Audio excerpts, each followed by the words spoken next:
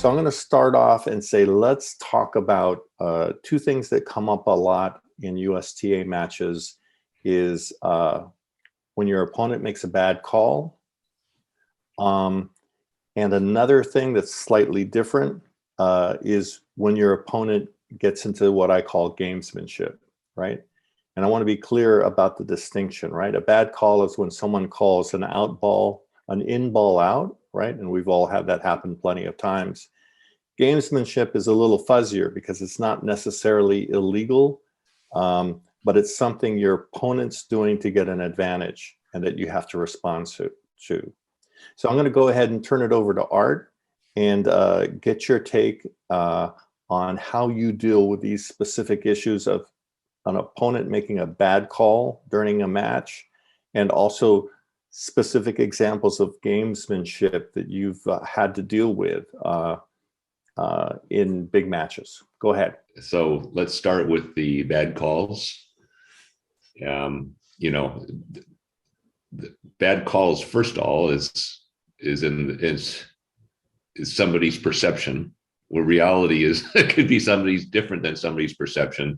So the first thing I like to do is if I'm playing doubles and I see a bad call, I'll ask my partner what he thought or she thought, and if we both thought it was a bad call, I will ask my opponent to confirm that they saw it out.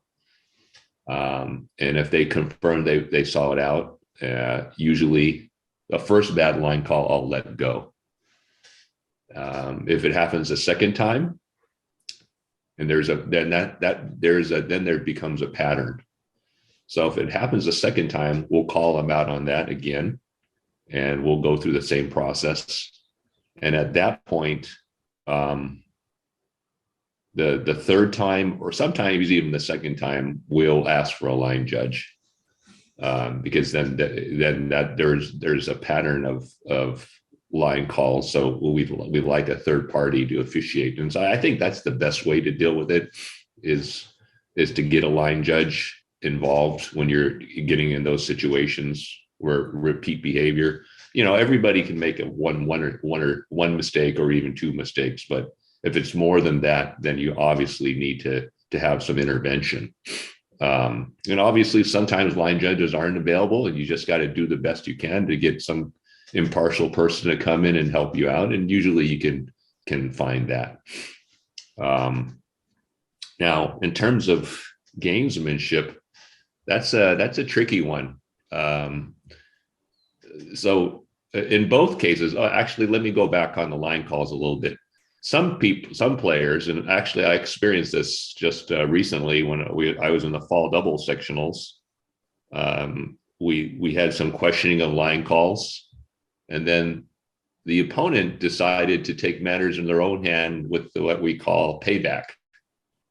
Payback means, okay, well, you call one out, I'm going to call a ball out that I saw in just to pay back as a form of retribution. And that's really that happens a lot. I've experienced it myself many times, and frankly, there's not a lot you can do about it. And usually it kind of works itself out over a match. You might get a payback call, one or two, and then you call each other even, and then hopefully the match goes on unaffected. In my case, they questioned one of our calls, and then they paid me back 3 times. In my mind, so it wasn't quite fair, but oh well. Now, gamesmanship. Let's go through some examples of gamesmanship. And gamesmanship is where my definition is where you're within the rules of the game, but you're doing something to break the rhythm or irritate your opponent. So those are kind of my definitions of gamesmanship. And if you're conscious, if you get gamesmanship going into you, they're trying to rattle you. That's the bottom line. They're trying to rattle you. They're trying to disrupt your rhythm. And I think the first thing you do is you have to be conscious of that behavior, what they're trying to do, and say, okay, I'm not going to let it bother me.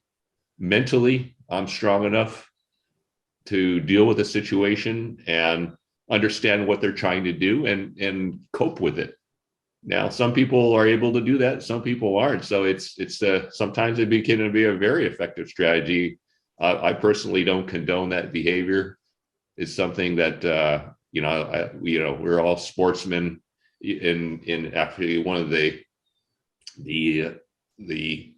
foundations of USTA is talking about no gamesmanship. You see it in a lot of the rules of the game, and we all want to be good sportsmen. So I think if we're playing in USTA leagues or even UTR events, games, that's not to be condoned. And we need to do our best to shut down that type of behavior down. So those are my comments. All right, so now I want to move on to another element that comes up a lot in USTA league matches, and that's sort of what we call elements of nature. And specifically, if you play out in the valley, in the North Valley, you're going to have really windy days. And sometimes the wind is not only really strong, but it's gusty. So it really affects your game, right?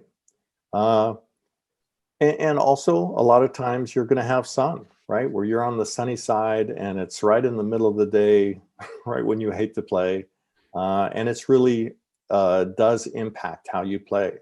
So Art, I'm going to turn it over to you and ask you how you handle those situations when you're forced to play under these difficult conditions. Great questions. So let's start with the sun. So when you're playing doubles, and the obvious thing to start is, well, if your service toss is in the sun. So if you have a lefty righty combination, then you got it made.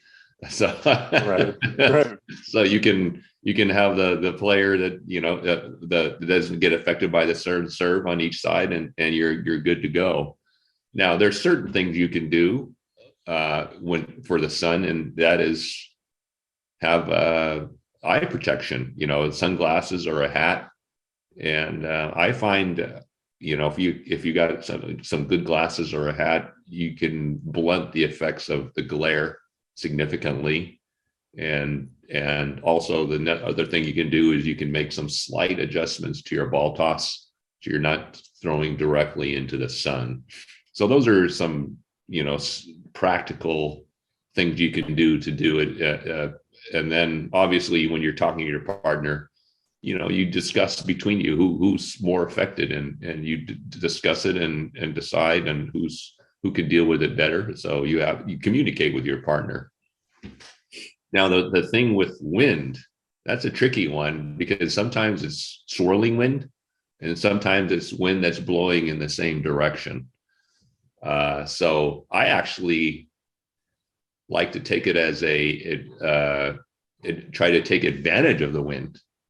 So if I don't you got to have a positive mindset of say, okay, it's the same for both opponents, but how can you use it to your advantage? How can you adjust your shots in a way to be able to use the wind to your advantage? And so I'll change obviously you have to change your tactics, your shot selection, and your strategy when you're dealing with wind. Some things I like to do is obviously don't let the ball stay in the air as long.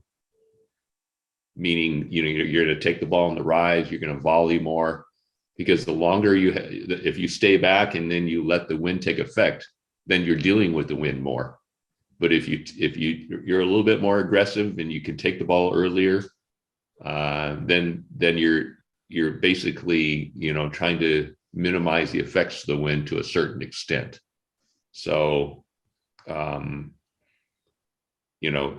using the wind to your advantage and adjusting your shots and then basically taking the ball early, those are my suggestions. Okay, now the next thing I wanted to talk about is calling out your score and making sure your opponent knows your score. Art, what suggestions do you have about that? I've seen many matches where people lost sight of the score, a lot of conflict, and it all could have been avoided if they called out the score every time you So my suggestion is basically you call out the score every time you're serving, and if you do that,